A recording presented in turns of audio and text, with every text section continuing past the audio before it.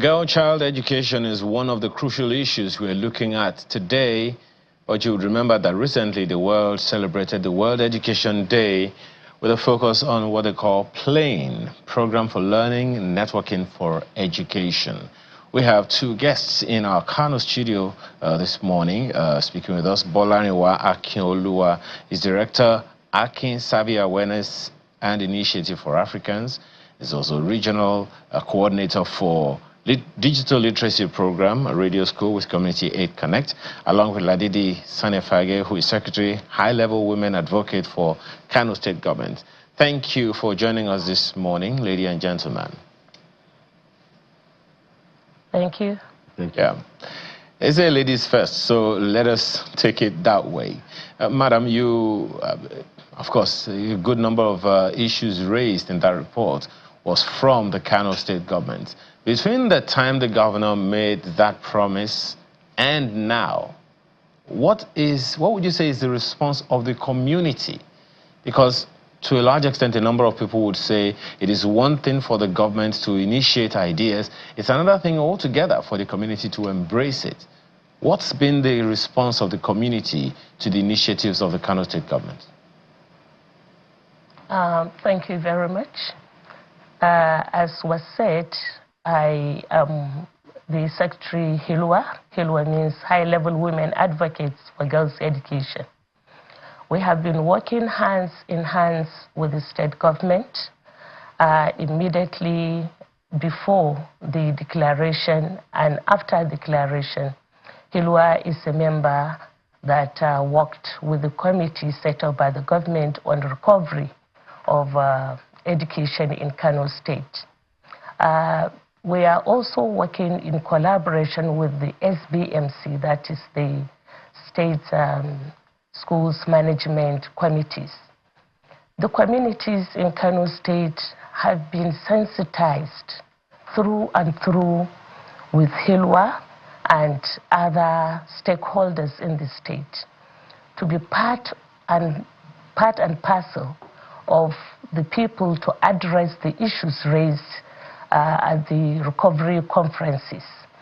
And I'm happy to say that the state government led the issue by funding the CRCs. The CRCs are community-based committees set up at every local government in the state and every committee in the state to renovate the structural infrastructure across the state, to also provide furniture in the state, to also see to the structural decay that was established during the recovery conference.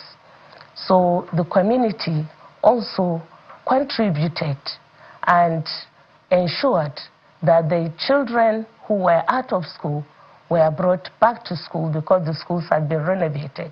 And also the state agency for mass education, the adults, that is the non-formal sector of the education sector in the state, have also been funded and adequately been taken care of, and the communities are willing and they are coming up.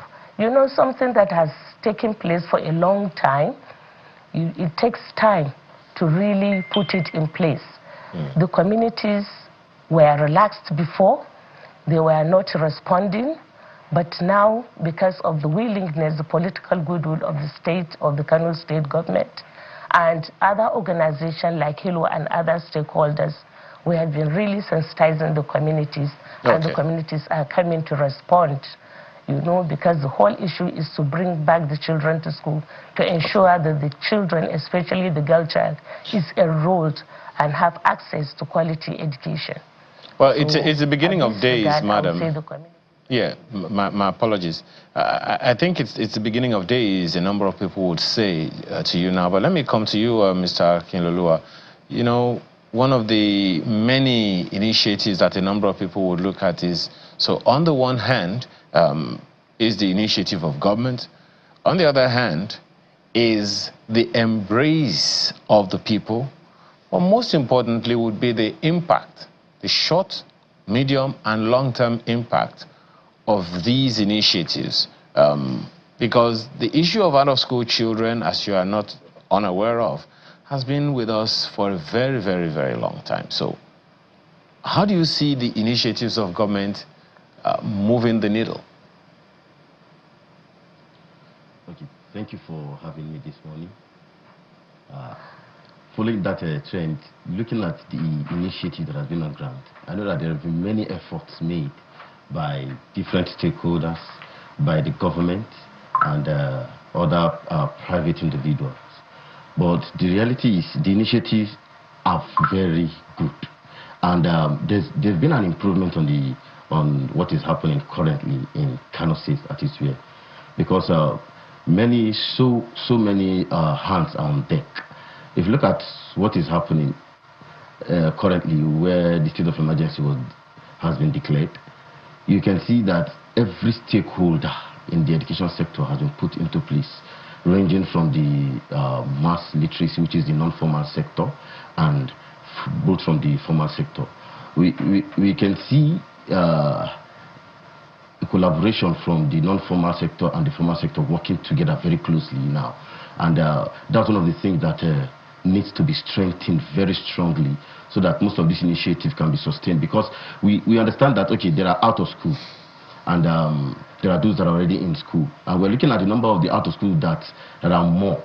Now, one of the best options is, you see, we need to see how, as Ajab said, how we can do more orientation and awareness for the parents, because the parents have a major role to play in releasing their children. Have we been able to, my apologies, maybe that's what you want to respond to, but have we been able to track why parents pull their children from school? Because it is one thing to initiate fantastic ideas, you would agree with me. It's another thing altogether for it to be sustained. Are they for cultural reasons? Are they for economic reasons? Are they for social reasons? Have we been able to track why the number of out-of-school children continues to rise? Okay, you see, it has so many dimensions, so many perspectives to it. We are looking at, if you look at the economic structural perspective, it is there. If we look at the cultural perspective, it is there. If you look at norms, it is there. But but what is happening currently is that with orientation at the grassroots level, with understanding that is being given to the parent now, there is an enlightenment on the need for the fact that a child needs to be educated. Because compared to what it used to be before, currently I think there's more awareness at the grassroots level. One of the places that the initiative needs to do more on is concerning the issue of awareness to the parents, because parents need to be carried along. And if parents are not carried along, the child might be willing and to want to be in the class or want to be educated. But what about the angle of the parents? Because, okay, let's give an instance where a day we have a market day and the child wants to be in the class or wants to be in the form of any form of learning center, and the child or the parent said you have to go to the market to sell because of why? Because of their social economic background, because they need to feed the home and they need to sustain the home. But the fact is that if the parent can understand that this child's education is just for that just a few hours, after those few hours the child will go back to the market and do what he wants to do before coming back to sell, I think they can encourage the child and see how they can manage that. But sometimes you will see passion from the angle of the children, where there is low understanding from that of the parents. And sometimes you will see where the parents have the zeal, but the child needs to be given a proper orientation on what to do. That is where the case of we encourage the issue of the non-formal sector, because sometimes a child feels as if being in the four wall of a classroom is like something that is a deterrent factor that limits him. He wants where education can be done at his own convenience. And that is why, like, bringing out the out-of-school children, the first point of call is the mass literacy platform, which is the informal sector, where the child can easily be absorbed, because he has not been used to the normal classroom system. So the non-formal brings him in at the basic, where he's being taught the basic literacy, before then mainstream into the normal formal academic system. You see, that can give him a very soft landing. But when you just bring a child from his background, orientation, and just say, okay, move into the classroom immediately, there's going to be like a detach. He's going to look at the new people that he's meeting. Is he going to be intimidated by what is happening in the classroom? And look at the age factor. Look at the understanding that he has from the non-formal sector. Yes, my apologies. It makes the whole idea of education a little more complex. Let me come back to Madam. Madam, I'm not sure if you agree with Mr. Akinloluwa on this one, particularly at the time when the federal government is muting the idea of a 12-year basic education plan. So if we are having these current challenges, on the one hand, Madam, I think I'm gonna laden you with quite a lot in this one. Is this, if you agree with Mr. Akinloluwa, is this true for the entire North, or there are just certain sections? Because you talked about socio-cultural and socio-economic issues that affect the unstable number of out-of-school children. Coming at a time when the federal government is toying with the idea of a 12-year basic education plan, talk to us about whether or not this is true, this is right, this is the correct situation, and whether or not this 12-year basic education program the federal government is talking about is sustainable and can make impact. You see, when we came in, I said I'm not very comfortable with this 12-year basic education 6334. Because this is what is wrong with the policy issue with Nigerian government. You have a policy in place, you start the policy, you haven't seen the proper impact of the policy, and you want to diverse and change to another policy before the people even begin to really understand and adapt to that policy. As regards the issue of dropout rate that is continuing to escalate, I think part of what he said is true. But then, as a rider to what he has said, I think the socio-economic issue plays a very vital role in the dropout rate in the northern state. What happens in Kano affects many of the northern states, especially the northwest, northeast, and so on, because it's still the same issue. That is why when something is tried in Kano and it works, definitely it will work in many of the northern states. So the issues of dropout rates, socioeconomic issue is part of it. The poverty level is what makes many of the parents to pull their children out of school, especially girls, to hawk or to go to houses and be housemaids. And another important issue is the issue of infrastructural development in our schools.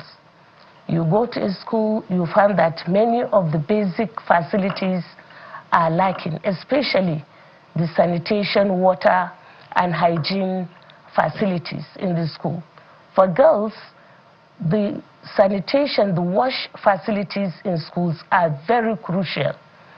Some of them, they cannot be in school when they have their normal menstrual cycle, you know, without these basic facilities.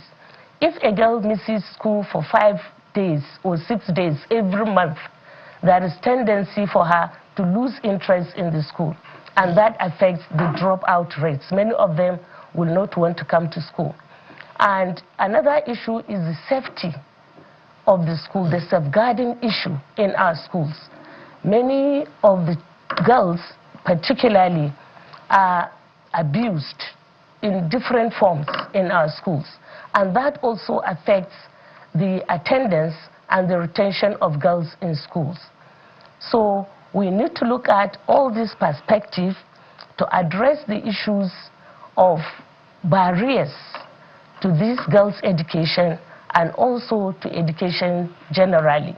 So him that the non-formal sector should really be addressed. The non-formal sector should be enhanced, should be developed to incorporate girls that are out of school as well as also boys that are out of school. Because if we don't attend the non-formal sectors and address it properly, we are going to continue to have large number of our children that are out of school. In addressing that issue, madam, let me ask Mr. Akinloluwa, do you see the local governments being able to play, the local government councils or governments being able to do anything significant to curb this trend? After all, now, according to the Supreme Court, they also have certain responsibilities about education, don't you think so? Shouldn't they be able to do something definite and strategic to keep the children, in school one way or the other? Yeah, I think for the local government, they have a very strong role to play, a very strong role. Because at every local government, there is a social development welfare. And education is one of the key points in their budget. Looking at health, then the next thing is education. And they have that funding at the local level. And they have a very strong role to be able to play, because if they invest more in the education, it has a very wider effect. Because if it is broken down to local government by local government, I think that can help us. Reason, let me give you another reason. Another reason being that because at some local government, when we talk about infrastructure, everything being capitalized at the center, sometimes it gets difficult to get down to the local government. But when the local government infrastructure is being in place, that's when you see more of community participation. That's when you see people taking ownership from the grassroots. That's when you see both the local governments, SBMC, CBMC, and all that stakeholders that exist in that place take ownership, and there will be going to be a demand for accountability at the grassroots. But then does that absolve, because we know that there are LEDs at the various local government administration levels all across every local government in the country, isn't that? So yes. If we are going by what Madam said earlier, have we been able to review the soft infrastructure and hard infrastructure that make them run or not? Because if they were as functional as they should be, I don't think we'll have the number of out-of-school children that we have. What do you think? Exactly. Okay, we understand that there are lapses around that side, because there are no system without its own lapses. There are lapses around that side. That is why, like when we look about the local government autonomy, it's quite interesting to look at, and it's another opportunity for us to be able to tailor down and see how we can take advantage of what is going to happen. It is not everything that is just happening, we just fold our hands like it's not going to have a positive outcome. Okay. It is another opportunity for the locals to look at what is supposed to exist in their local government, what is already existing that need to be strengthened. But in Nigeria generally, the mindset has to change that whatever is meant for government is a public affair.